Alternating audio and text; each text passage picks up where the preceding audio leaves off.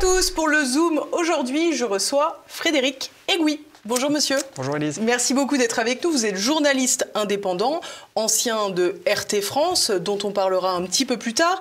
Alors Frédéric Egouy, le 14 février a commencé, c'est le jour de la Saint-Valentin, une forme de nouvelle idylle avec Prisca Thévenot, le porte-parole du gouvernement. Vous étiez à sa conférence de presse pour poser une question sur Nord Stream.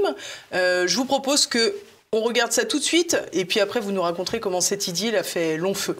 Je voudrais revenir sur l'interview accordée par Stéphane Séjourné à Ouest France, dans laquelle il déclare, donc, dans le cadre de la stratégie sécuritaire de l'UE, je cite, « Ce sera l'OTAN et l'Europe, les Européens ont besoin d'une deuxième assurance vie ».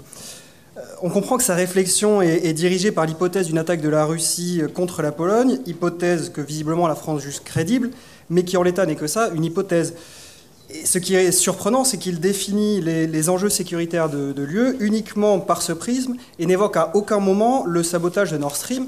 Or, vous le savez aussi bien que moi, le sabotage de Nord Stream, on n'est plus dans le domaine de l'hypothèse, c'est un acte de guerre avéré qui a visé les intérêts stratégiques vitaux de l'Union européenne.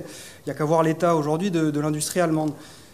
Ma question est donc la suivante. La Russie est-elle à vos yeux la seule menace pour l'Union européenne ? Est-ce que vous ne pensez pas qu'il y a autre chose qui est en train de se jouer sur le continent aujourd'hui, dont le sabotage de Nord Stream est l'expression ? Est-ce que nos démocraties aujourd'hui sont fragilisées ? Oui. Je pense que oui, ça serait complètement vivre dans une grotte que de dire le contraire. Mais je rappellerai juste aussi qu'il y a récemment, et d'ailleurs ça a été rappelé hier, des atteintes d'ingérence numérique qui ne sont pas niées à regarder rapidement. Typiquement, il y a... J'entends bien le point sur la Russie, j'entends bien que vous considérez la Russie une menace, mais qu'en est-il de Nord Stream en fait ? Qu'en est-il de Nord Stream ? Je pense que les sujets avaient été abordés à ce moment-là. Mais en fait, quelle est votre question ? C'est que c'est pas que la Russie ? Vous savez pas du tout qui a pu réaliser le sabotage de Nord Stream ? Vous avez pas de suspect en tête, quoi. Je n'ai pas une liste de suspects à vous soumettre aujourd'hui. On a l'impression qu'on ne définit les enjeux sécuritaires de l'UE que vis-à-vis de la Russie. Alors qu'on a subi une attaque. On a subi une attaque. Aujourd'hui, l'industrie allemande, elle est en train de s'effondrer, notamment à cause du sabotage de Nord Stream. Vous savez, quand Stéphane Séjourné, qui a justement porté énormément ce sujet avec le président de la République, est missionné sur ce sujet par le président de la République lui-même, de l'Europe de la défense. C'est bien pour se garder, se protéger d'un certain nombre de sujets. Je ne vais pas vous faire une liste aujourd'hui. Alors avant de revenir sur le fond, Frédéric Egouy, nous sommes une semaine plus tard. Vous avez tenté votre chance à nouveau pour poser une question à Prisca Thévenot. Vous avez toujours une carte de presse, me semble-t-il. Oui, tout à fait. Et vous n'avez pas pu rentrer. Non, donc mon accréditation a été refusée, donc pour une raison inconnue, j'ai demandé pourquoi, mais j'ai pas eu de réponse. Donc un refus sans motif. Or, je sais qu'il y avait de la place dans la salle de la conférence de presse, donc je sais pas. Je demande. Je suis encore en train de demander. J'ai demandé à l'Élysée. Je demanderai à 2-3 personnes pour qu'on puisse simplement expliquer pourquoi, parce que j'ai rien fait de mal. J'ai juste posé une question, donc je vois pas en quoi je pourrais pas y retourner. Alors cette question, revenons justement dessus. Cette question, elle portait sur le sabotage de Nord Stream. Donc on comprend au fil de cette séquence que la question que vous souhaitiez poser, c'est que aujourd'hui l'accent a été mis sur la dangerosité potentielle de la Russie de Vladimir Poutine, du régime de Vladimir Poutine, j'allais dire, mais que l'Union européenne, à l'instar de la France, font finalement totalement fi des autres potentielles menaces, notamment occidentales, c'est-à-dire intra-occidentales et peut-être des États-Unis. Des menaces avérées, c'est-à-dire que voilà, quand on parle du sabotage de Nord Stream, c'est un acte de guerre, c'est considéré, c'est une infrastructure stratégique qui aujourd'hui met à mal l'industrie allemande, qui donc comme je disais, qui est en train de s'effondrer. Donc pourquoi on ne s'intéresse pas à ce sujet ? Et personne ne s'intéresse à ce sujet en France, personne ne s'intéresse à ce sujet en Allemagne. Et là, il y a une incohérence dont il faut parler. On peut pas éternellement repousser cette question et ne jamais l'évoquer, en fait. C'est un non-sens. Alors ce qui est assez surprenant, c'est qu'on a le sentiment... Bon, évidemment que Prisca Thévenot est gênée, qu'elle n'a pas de réponse à vous fournir, mais ça, on ne sait pas vraiment si c'est de la mauvaise foi ou si c'est de la méconnaissance. On peut dire qu'elle vient d'arriver peut-être à son poste. Mais pourtant, votre question ne reprend finalement que les propos de François Fillon lors de la commission d'enquête sur l'ingérence étrangère, où il rappelle quand même que le seul État qui a surveillé, écouté des dirigeants politiques français en fonction pendant le Conseil des ministres, lorsqu'il était Premier ministre, c'est les États-Unis. Oui, tout à fait. Et c'est aussi quelque chose sur lequel on est rapidement passé, hein, les écoutes d'Hollande, les écoutes de Merkel. C'est-à-dire qu'on a l'impression, enfin on n'a pas l'impression, on voit bien qu'on ne définit la menace que par rapport à la Russie, alors que quand on subit des attaques qui sont de nos alliés, on ne fait jamais rien et on ferme les yeux sciemment à chaque fois. Et ça, il y a un moment donné, il va falloir expliquer pourquoi. Il faut essayer de comprendre pourquoi. Alors, on va peut-être aussi aller sur la forme, parce que, bien entendu, cet épisode, et à plus forte raison, le deuxième épisode, à savoir le refus de vous laisser entrer pour poser des questions, pose évidemment la question de la liberté de la presse, puisque vous êtes journaliste indépendant, et vous connaissez bien la question, puisque vous étiez auparavant chez RT, RT qui a fermé. Bah oui, je commence à être habitué du coup, c'est plus la première fois. Mais là, ça pose, et c'est un peu le sens de ma venue et d'aller essayer de discuter avec le gouvernement. On vit aujourd'hui dans une démocratie occidentale dont les valeurs cardinales sont la liberté de la presse, qu'on nous rabâche constamment. Et donc j'en suis ravi, parce que c'est des valeurs que je défends aussi. Mais il y a une incohérence entre ce qu'ils disent et ce qu'ils font. Et aujourd'hui, il faut que tout le monde voit et constate qu'on vit un moment où l'espace démocratique, l'espace de liberté se réduit de plus en plus, parce qu'en dehors de mon petit cas personnel, il y a des choses encore bien plus importantes qui se passent, comme le DSA européen. Vous avez le Digital Service Act. Voilà, donc qui est un outil de censure pur et dur. Vous avez von der Leyen qui est en train de déclarer à la George Bush en 2003, aujourd'hui vous êtes contre nous, vous êtes avec nous.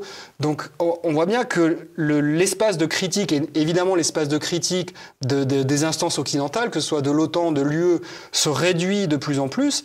Et c'est très dangereux à l'heure où nos dirigeants sont en train de nous dire qu'on va faire la guerre à la Russie, etc. Si on veut la paix, il faut pouvoir discuter, il faut pouvoir discuter de tout librement et des questions qui fâchent. Et il ne faut pas qu'on se limite et qu'on limite le débat aujourd'hui comme on le fait à cette réalité que définissent les Occidentaux qui est de plus en plus restreinte et qui n'est partagée que par les Occidentaux. C'est-à-dire que si vous allez dans tout le reste du monde, la position occidentale sur de nombreuses questions, alors notamment la Russie, mais pas que, il n'y a que les Occidentaux qui l'ont en fait. Si vous demandez aux Chinois, les Chinois vont vous dire sur le conflit russo-ukrainien, la Russie n'est pas 100% coupable, bien sûr qu'il s'est passé des choses avant. Et il faut qu'on puisse discuter de tout ça, en fait. Et aujourd'hui, on s'interdit vraiment de discuter de tout ça. Et il n'y a pas du tout ce débat-là dans les médias. Et alors qu'on est sur le pied de guerre, il faut mettre ce débat sur la place publique. Et juste rapidement, j'ai vu récemment Hubert Védrine et Jean-Pierre Chevènement qui viennent de faire une tribune en ce sens. Et qui disent, on ne peut pas les traiter d'être pro-russes, quand même, à un moment donné, il faut arrêter. Et qui veulent ouvrir ce débat, qui disent attendez, voilà, là on arrive à un moment de l'histoire qui est dangereux, arrêtons les choses et discutons avec tout le monde et ouvrons la discussion. Alors, ce que votre attitude a permis de révéler, peut-être, c'est que on voit nos dirigeants européens, Emmanuel Macron, sans doute parmi les premiers de cordée, j'allais dire, vanter les mérites de nos démocraties, de nos libertés, etc., etc. Et comme vous avez l'air un peu taquin, on voit sur votre compte Twitter que vous dites, bon, finalement, un journaliste de LCI, qui n'est pas réputé pour être particulièrement pro-russe, parvient à poser une question à Vladimir Poutine lors d'une conférence de presse, mais moi, journaliste indépendant, en revanche, je suis privé d'Élysée. On arrive en fait à ce double standard que les pays du Sud global, on va dire, nous reprochent, qui aujourd'hui est en train d'exploser au vu et au Sud de tout le monde. Et notre position n'est plus défendable. C'est-à-dire qu'aujourd'hui, si on veut défendre l'Ukraine, c'est au nom de la démocratie, des valeurs démocratiques, de la liberté de la presse, etc. Mais à ce moment-là, il faut qu'on les respecte nous-mêmes. Si on ne respecte pas ce qu'on essaie de défendre, ça n'a plus aucun sens. Et je pense qu'il y a de plus en plus de gens qui le voient, mais c'est important de mettre le doigt là-dessus et de montrer cette hypocrisie-là, en fait. Et alors, ce qui est très intéressant aussi, c'est tous ces commentaires autour de la lutte contre la désinformation. Vous avez cité à raison tout à l'heure le DSA, qui a été fabriqué en gros par Thierry Breton à la Commission. Mais il y a évidemment aussi ces deux discours, aussi bien d'Ursula von der Leyen que d'Emmanuel Macron, Forum de Davos, qui disent que l'ennemi numéro 1, c'est la désinformation. Et bien sûr, et c'est une question que j'aurais voulu poser, et peut-être si Dieu veut, j'aurai l'occasion. Mais qu'est-ce qu'on considère de la désinformation aujourd'hui? On nous dit il y a eu le rapport Viginum qui a donc notamment censuré certains canaux Telegram, certains canaux que moi je connaissais et lisais, que je trouvais effectivement, c'est sûr qu'on n'est pas dans la propagande pour autant, ça apporte un autre point de vue. Mais qu'est-ce qu'on reproche en fait à ces gens-là? Et qu'est-ce qu'on considère la désinformation russe? C'est-à-dire, est-ce que à partir du moment, et il y a 2-3 phrases tendancieuses dans ce rapport de la Viginum, où on est en train de dire que ne serait-ce que la critique de l'OTAN et de l'UE aujourd'hui met à mal en fait nos démocraties et jouerait pour le Kremlin. Mais attendez, mais là on est en train de délirer complètement. C'est-à-dire qu'on a vraiment en train de supprimer tout espace de discussion, tout espace de débat, et c'est extrêmement dangereux. C'est vraiment... Enfin, il faut tirer la sonnette d'alarme. C'est un peu comme si on avait une forme de droit au blasphème, sauf pour l'OTAN, quoi. Oui, voilà, c'est ça, exactement. On ne sait pas pourquoi, il y a un bâton d'immunité, et on n'a pas le droit de toucher à l'OTAN, en fait. On n'a pas le droit de toucher à l'OTAN. Et alors, on peut se poser la question, est-ce que c'est rétroactif? Est-ce qu'on peut même pas critiquer l'OTAN qui a bombardé Belgrade? On peut plus rien dire, en fait. C'est un non-sens. Et c'est vraiment quelque chose, et c'est le problème de nos médias aujourd'hui qui sont alignés sur cette réflexion qui est, j'allais dire pro-occidentale, mais pro-américaine en fait, où simplement on a que cette vision-là, on ne peut pas sortir de ce que veut faire l'OTAN, et on ne peut pas, c'est-à-dire, l'OTAN a raison dans tout ce qu'il est en train de faire.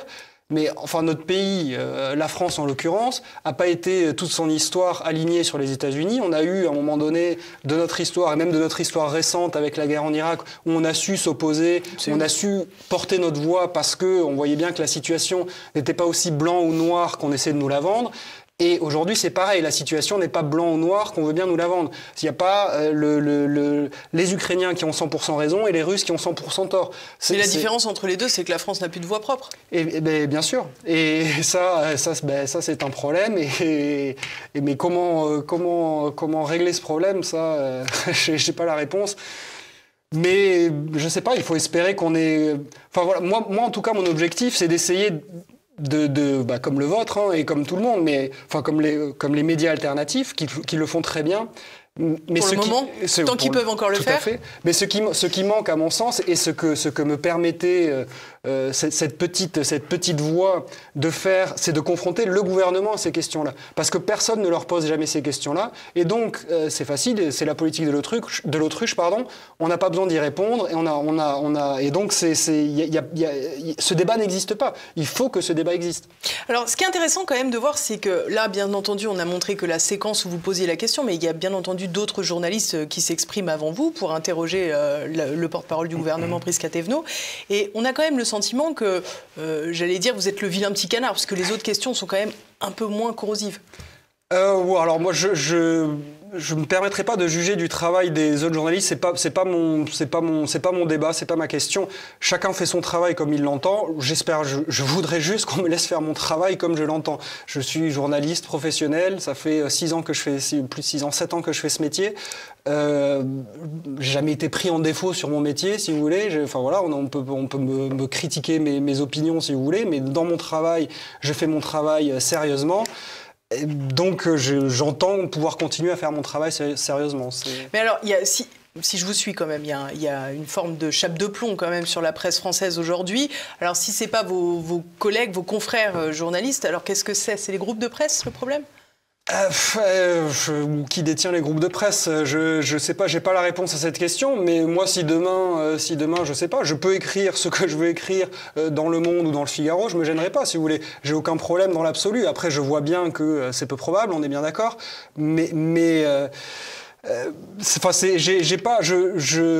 je veux pas amener mon combat, il est pas contre la presse. Je voudrais juste que la presse défende la liberté de la presse et permette à tout le monde de faire son travail. C'est simplement, je m'arrête là, quoi. Et pour le moment, c'est pas fait. Pour le moment, c'est pas fait. Et je sais pas, on verra. Peut-être que le SNJ va voler à mon secours ou Reporters sans frontières, comme j'en discutais tout à l'heure. Mais on verra. Mais Il est évident que, enfin c'est pas à vous que je vais l'apprendre, qu'il y a une forme de pensée unique aujourd'hui dans les médias. Voilà, bon, bah, c'est un constat qu'on fait tous. Et essayons de changer les choses. Comment? Voilà, vous le faites à votre niveau, j'essaie de le faire à mon niveau, on verra si ça marche. Vous avez eu des démonstrations de soutien, de sympathie après cette affaire, des gens même parfois qui sont parfaitement intégrés dans les mainstream et qui font bien leur travail, mais qui vous disent bah là, bon, franchement, Frédéric, chapeau. Non, j'ai eu beaucoup de réactions dans les médias alternatifs, beaucoup de soutien, ça m'a beaucoup marqué, mais non, dans les médias traditionnels, non, j'ai pas eu de contact, de réponse. Alors c'est vrai que je me fais pas le porte-voix des médias mainstream, mais quand on a vu votre vidéo, du moins quand je l'ai vue, je me suis dit enfin quelqu'un qui pose des questions qu'on aimerait bien pouvoir poser si on était invité. Alors nous, le problème est réglé, on n'a pas de carte de presse, donc comme ça au moins on est privé d'Élysée depuis longtemps, le problème se pose pas. Comment voyez-vous la suite, Frédéric Egouy, parce que on peut imaginer que maintenant que la porte est fermée, la porte sera fermée? Bon, moi je suis un optimiste de nature et je suis persévérant. On verra, j'attends de voir ce que me répond l'Élysée qui me donne un motif qui m'explique pourquoi je n'ai pas pu assister à cette conférence de presse. L'Élysée est tenu de le faire? C'est une bonne question, je ne suis pas juriste, il faudrait que je me renseigne, mais je verrai, suivant ce qu'ils me répondent, j'aviserai, mais je n'ai pas l'intention de m'arrêter là. Si vous voulez, si la petite question que j'ai posée a eu une telle portée, c'est bien que ça dit quelque chose, qu'il y a une attente des gens, du public, et ça dit quelque chose aussi de l'état de notre presse aujourd'hui. Et donc, il faut persévérer. Et on verra. Bon, vous savez, moi, j'habite pas à Paris. C'est sûr que si je viens 10 fois et que 10 fois la porte est fermée, bon, ça va être compliqué. Mais bon, j'attends de voir. Je suis pas du tout dans le conflit.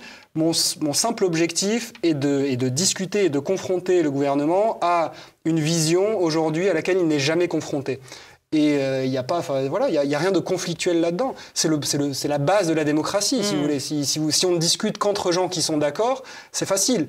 La base de notre démocratie, on a le droit d'avoir des opinions différentes, on a le droit d'avoir des analyses différentes. Et aujourd'hui, dans un monde qui est en train de changer, de basculer, je pense qu'il est important d'apporter un regard différent sur ce qui est en train de se passer et de confronter le gouvernement à ce qui est en train de se passer. Parce que, comme on disait tout à l'heure, si vous voulez, le reste du monde ne suit pas, n'est pas forcément d'accord avec la vision que profèrent les Occidentaux. Quand vous voyez finalement que pour que l'Occident puisse poser des questions jusqu'à Vladimir Poutine, il faut que ce soit encore une fois un journaliste qui a été poussé à l'extérieur des médias mainstream, qui s'appelle Tucker Carlson, bien sûr, qui a été poussé en dehors de Fox News, ça donne quand même une idée de la suite chez nous, non ? Oui, tout à fait, ça c'est sûr. Mais c'est pour ça, si vous voulez, sur l'analyse et le constat, je pense qu'on est tous d'accord, on voit bien où vont les choses. On voit bien que c'est de plus en plus difficile, et je ne veux pas vous faire de peine, mais j'imagine que ça va être de plus en plus difficile pour vous. On l'a bien intégré. Ça va être de plus en plus difficile pour tout le monde qui essaie justement d'apporter ce regard différent-là. Mais ce que permet de constater aussi ce que fait Tucker Carlson, c'est que ça peut marcher et qu'il y a une vraie attente du public. C'est que, voilà, aujourd'hui, vous regardez son interview avec Vladimir Poutine, ça fait je ne sais pas combien de centaines de millions de vues. Il y a donc quelque chose à faire, il y a donc une attente, et donc essayons de trouver les moyens de le faire. En tout cas, c'est bien de garder l'espoir, Frédéric Egouy. Je vous remercie beaucoup d'être venu jusque nous. Merci à tous. N'oubliez pas, si ce n'est pas déjà fait, de commenter cette émission et puis bien sûr de la partager. À bientôt.